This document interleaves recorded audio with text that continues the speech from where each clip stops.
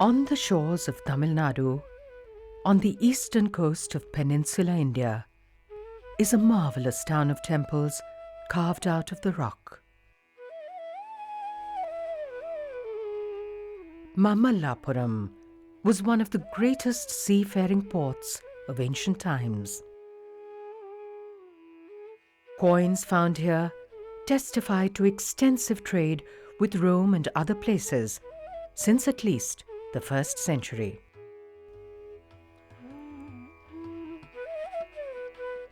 By the end of the 6th century, the Pallava rulers from present-day Andhra Pradesh extended their control over much of Tamil Nadu and created the first large empire of South India.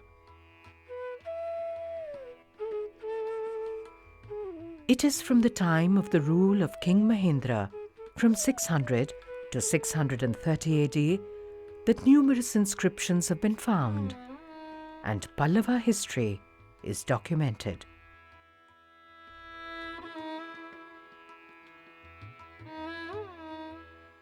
This port town was called Mamalai or Great Hill.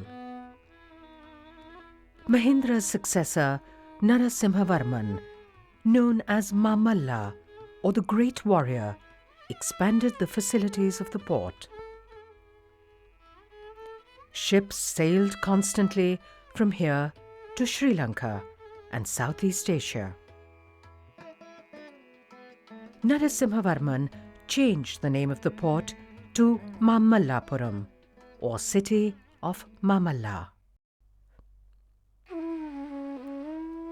Here, over perhaps 100 years, from about 630 to 728 AD, marvelous monuments were cut out of outcrops of hard grey granite.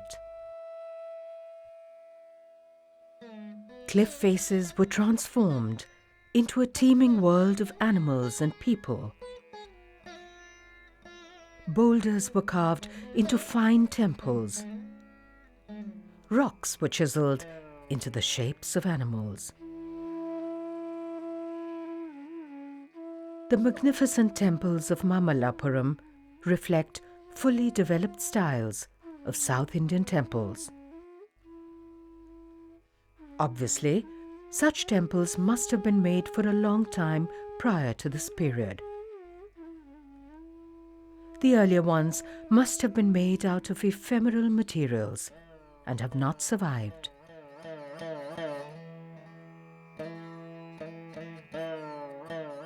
Facing the ancient port, and not very far from it, is one of the marvels of the sculptural art of India. A granite hill face, almost 100 feet by 50 feet, has been transformed into a world of divine and earthly beings. This giant relief is believed to be of the early or middle 7th century.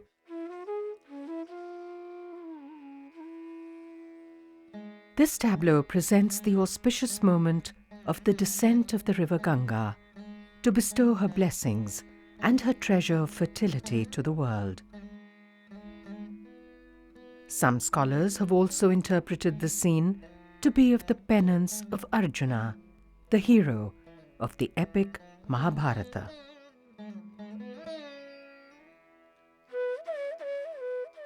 A deep cleft in the rock has been artfully used to represent the great river as she descends. In fact, there is a storage tank made above. On ceremonial occasions, water could be let out to rush down the cleft, giving a sense of reality to the sacred scene. We see Bhagiratha the Sage performing great penance and imploring Shiva to bear the force of the fall of the river from heaven. Next to him stands Shiva, whose gesture indicates that he is granting a boon to the ascetic. Nagas and Naganis, divine serpents who live in the waters, are made swimming up the river. A teeming world in a forest has been created, About 100 figures of animals, men, women, and divine beings all turn in reverence towards the life-giving river. These are all made approximately life-sized and with great sensitivity and naturalism. Below Shiva we see a shrine of Vishnu with an elderly sage and disciples before him. Beside the river, other ascetics perform puja and penance. On the opposite bank is a charming depiction of a penance-performing cat. He has deluded the mice into believing that he is an ascetic. This could be a story from the Mahabharata, in which it is a sad fate which overtook the trusting mice. It could also be a witty comment being made by the artists on hypocrisy in contemporary practices. The Pallava kings may have been the patron, but there does not seem to have been the sort of strict control or strict demand on the details of the art, so we have this impression that artists had a lot of freedom. In the Indic vision, there is no marked division between the divine and the earthly. All that there is sacred. There is a grace which underlies all that is around us. Our response to that grace when we see it is considered to be a moment when we see a glimpse of the truth. Bringing this realization to us is the purpose of Indian art. All forms and all deities are a means towards the realization of the inherent unity of the whole of creation. What you see there is the sense of a subliminal continuity among realms, whether it be human, animal, vegetable or divine. The world is seen as a fabric or a continuous texture of emotions, impulses, life forms. And to my mind, that is an expression of the manner in which Indian religious and aesthetic thought has approached the world as a great tapestry of interconnected things, where if you were to cut or break one part of this tapestry, you would actually damage the whole. The realism and lifelike softness of the elephants is remarkable. The details of the baby elephants show the artist's deep concern for all the beings of the world. Another detail of a deer scratching his nose shows great sensitivity and observation of the natural world. And they not only portrayed gods and goddesses, but also human beings. Not only human beings, but also animals, birds, the wild animals, the domestic animals, the birds, all part of the whole life. The way in which they have blended the whole life shows their perception of the environment, their perception of art, the purpose of the art. Close by is another relief depicting the same subject. However, it is unfinished. A little to the left of the great descent of the Ganga, a Krishna Govardhan is carved out of a boulder. Lord Krishna holds up the Govardhan mountain to protect the village from the fury of the storm. It is a charming scene. With peace restored and the storm forgotten, a cowherd plays the flute. Another milks a cow. This is one of the finest depictions of rustic life in Indian art. Where Krishna is portrayed as lifting the whole mountain with one of his hands. When the sculpture was carved in the Pallava times, Behind Krishna's sculpture there was the whole hill. There was nothing in front of Krishna, and if you stand before it, you will see Krishna actually lifting the hill. But somewhere around 16th century, somebody thought this is Krishna's sculpture, so he built a mandapa in front. The scene of village life that populates this long, low composition, and the portrayal of the animals and the herdsmen, and the way that they turn, they seem to be turning in the rock with their shoulders to the audience, this sort of fluidity. They don't look at you straight frontally, but they're sort of angled into the rock. This is something, I think, which is lost in later Indian sculpture.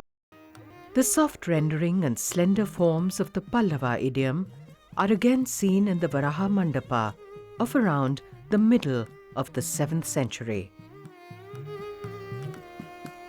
Here we also see the developments of Pallava iconography and architectural styles. Seated lions made on the bases of pillars are characteristic. There are 4 major sculptural panels in the cave. Vishnu is seen in the Varaha Avatara. He saves the earth goddess Bhudevi from being submerged in the ocean. All Indian myths operate at many levels, and this would also signify the saving of mankind from the ocean of ignorance.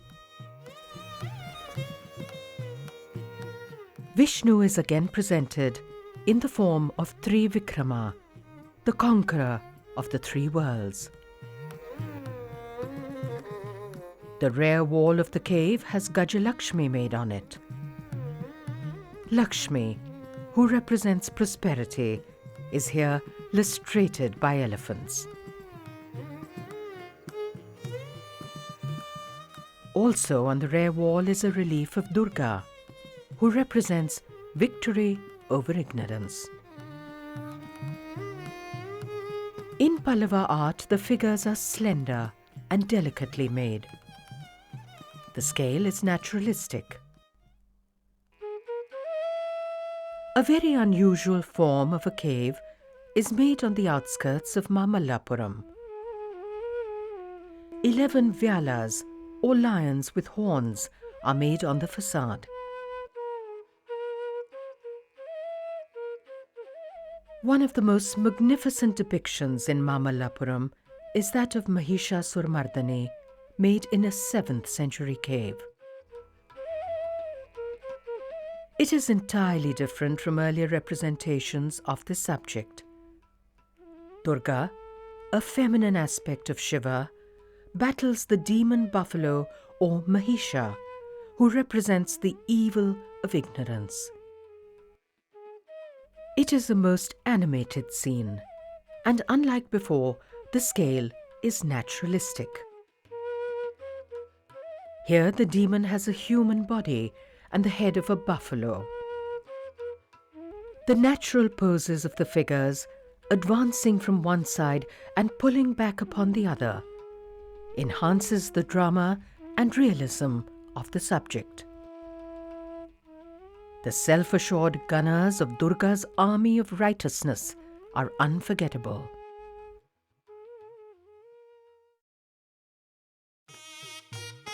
The Adi Varaha cave is notable for having the portraits of King Narasimhavarman with his queens.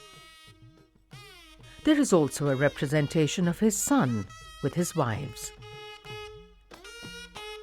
After the period of the Kushanas, who had portraits made of themselves in royal shrines in the 1st century, these are the earliest surviving portraits of Indian kings.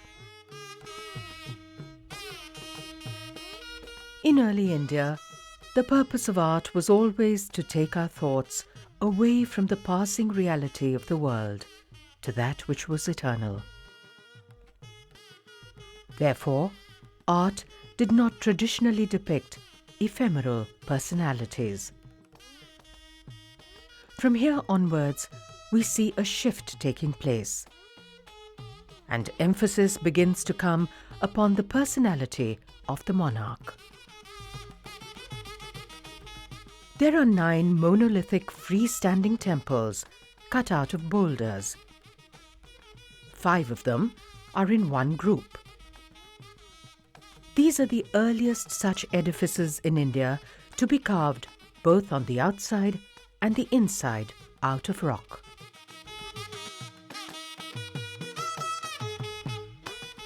These are popularly called rathas or temple chariots. This is a misnomer as they are meant to be temples. They are a marvelous record in stone of the many forms of temple architecture in South India at that time. You find the Pallava temples are like beautiful sculptures.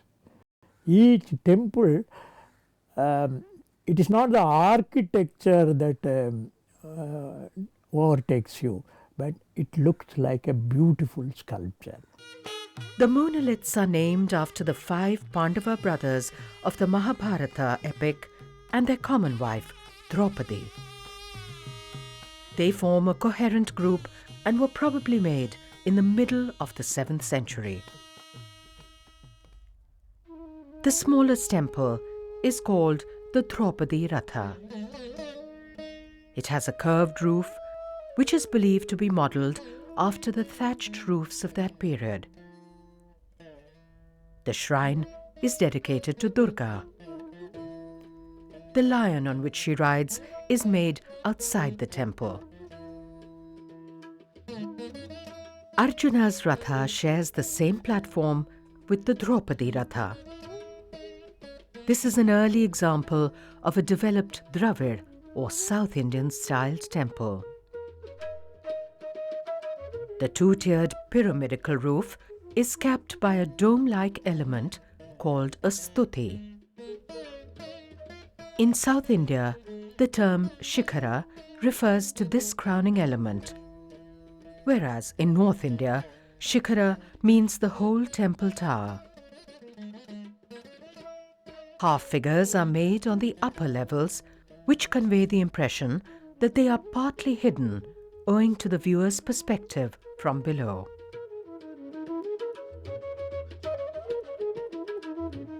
Bhima's Ratha is a rare record of a barrel-vaulted temple type.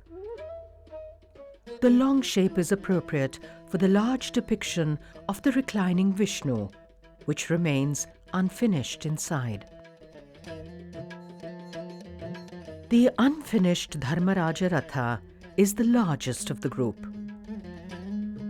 Inscriptions with the name of Narasimhavarman I, also known as Mamalla, suggest that the temple was begun in his time.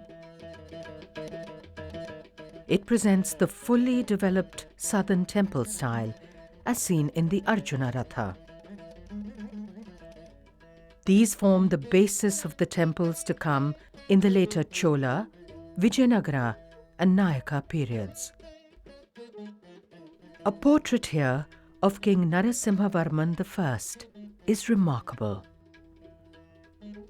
It is unlike the relaxed postures of the other portraits of Pallava kings in the Adivaraha cave.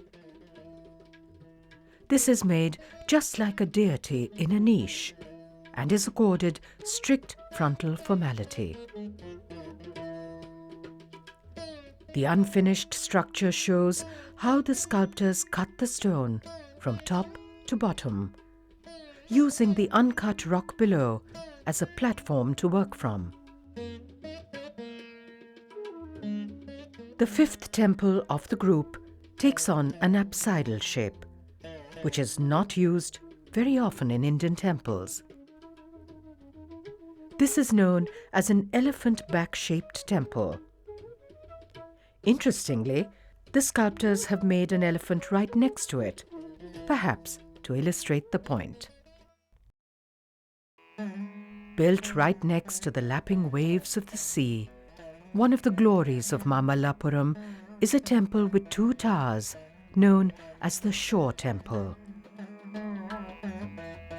The finely worked slender towers are among the most beautiful of any structure in the Indian subcontinent. The temple was probably made by Narasimhavarman II, Rajasimha, in the early 8th century. He is believed to have established the tradition of building structural stone temples in Tamil Nadu. Below both the towers of the shore temple are shrines with Shivalingas. The rear walls of both have a relief panel showing Shiva, Uma, and their son, Skanda. The group is known as Soma Skanda, and soon it becomes the favorite icon in Pallava shrines. It serves as a metaphor for the Pallava royal family. A shrine in between the two, dedicated to Shiva, has a depiction of the Anantasayana Vishnu. This is carved in situ out of an existing rock.